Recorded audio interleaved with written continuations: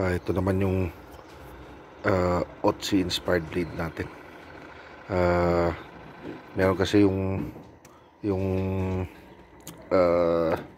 Iceman na ano dun sa na may knife na nakuha sa kanya, yung Otzi knife. Dun sa mga hindi nakakaano, pwede nyo search sa Google. Kaya yun, yan yung dating niya. Nagdraw tayo ng inspiration dun, yung pinaka simple na knife na functional. Ito, parang caveman style knife.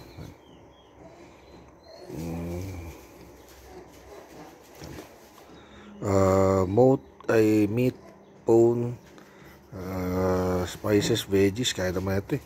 Rope, lahat ng mga katitas, whittling, pang ano. Basta may skills ka naman sa knife na kwatap, may imagine mo yung mga paggagamitan mo nito. Marami mong paggagamitan nito. Ganyan yung design niya, simple.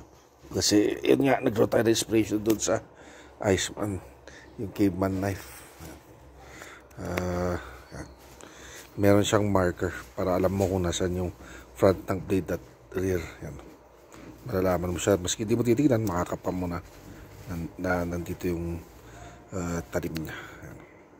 Benta natin ito, $950. Yung isa, yung special, yung mas intricate ang carving, $1,200 ang bigay natin. Ito, yung regular na wood tattooing, $950 bigay natin.